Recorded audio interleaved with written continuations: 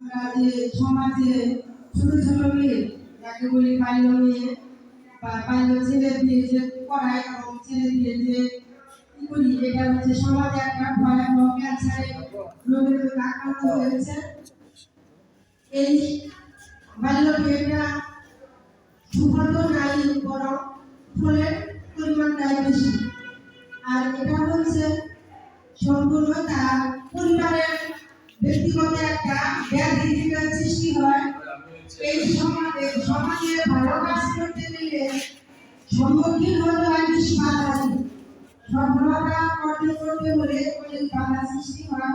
তো আমি একজন সফল মা, সফল অভিভাবক।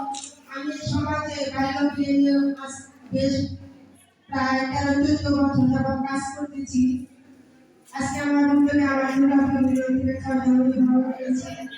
তো আমি চাই আপনারা যারা সফল অভিভাবক, আপনাদের প্রথম কাজ হচ্ছে আপনাদের পরিবারকে সচেতন রাখা, আপনি নিজে সচেতন হওয়া এবং আপনার যে প্রতিবেশী আত্মীয় স্বজন, আপনি হয়তো দুর্গাপুর ইউনিয়নে বসবাস করেন, হয়তো আপনার কোন আত্মীয় স্বজন দৃষ্টিতে বা বন্ধু বান্ধব আছে, তাদেরকে আপনি এখান থেকে প্রশিক্ষিত পরামর্শ দিয়ে এই কাজটা করতে পারেন।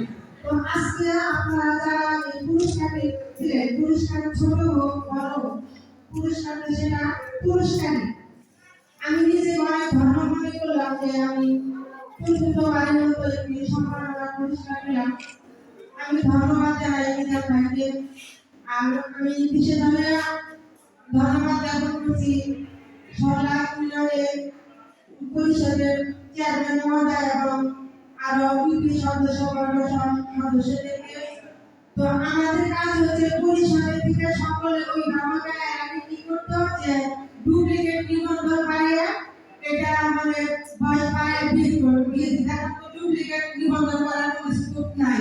আমাদের কাছে অভিযোগ দিতে লাগে যখন সরজমিনে কাজ করতে গেলাম যে বয়স হয়েছে, যখন চ্যালেঞ্জ করতাম তখন দেখি যে না, যে সমস্ত দোকান থেকে কম্পিউটার দিয়ে ইলেকট্রিক করা লাগে আমরা কিছু শাস্তির ব্যবস্থা করলাম। এখন ইনশাআল্লাহ ওটা দূর হয়েছে যে একটা কাম্পানির ঘোষণা বলে যে দিল না, ভোট দিব না। এখন বলা হয় যে তোমরা আমার মেয়ে বিয়ে দিতে দিও না, আসলে বিয়ে করে দিতে হবে, আমার নিবন্ধন করে দিও না, তোমার মধ্যে কোনো ভোটের সময় কি করার পরে কিনা, এটা আসলে ভুল ধারণা। আপনার সন্তান, আপনি যদি সচেতন না হন, আপনার পরিবার যদি সচেতন আপনি না করেন, আপনার সমাজ আপনাকে সচেতন করে দিতে পারবে। যতই আমরা প্রশাসনিক কাছে যাই, যতই আমরা আমাদের কাছে যাই, পরিষদ আমার সচেতন আমাকেই হতে হবে। আমি যদি সচেতন নাই, আপনার একটি বাচ্চা যদি স্কুলে পড়ে, স্কুলে নর্মাল যেগুলো ঠিক আছে আপনার উচিত মাঝে মাঝে খোঁজখবরটা নেওয়া, তথ্যটা নেওয়া। বাচ্চা মোবাইলে পড়াশোনা করতেছে না, টেস্ট করতেছে না, অন্য কিছু করতেছে, এটা কিন্তু আপনার দেখা উচিত। যাতে স্কুল কলেজ যাইতেছে আপনি কিন্তু মাঝে মাঝে খোঁজ নেওয়া উচিত, রাস্তায় বা বন্ধু বান্ধবদের সাথে স্কুল কলেজে নাম হয়ে কোথায় যাইতেছে, সেটা যদি আপনি করতে পারেন আপনার কি সম্ভব বাবা মাকে। তো ধন্যবাদ জানাই অতিরিক্ত ধন্যবাদ। আমি চাই আপনারা আমাকে দোয়া করেন যেন আমি এভাবে মানুষের সেবা কাজ করতে পারি এবং কি আমার উপস্থিত মহোদয় ভাই আছে এবং অনেক সদস্য, ধন্যবাদ জ্ঞাপন করে আমার ক্লাসমেট আছে পুলিশ ভাই, একসাথে লেখাপড়া করতাম সবাই মিলে।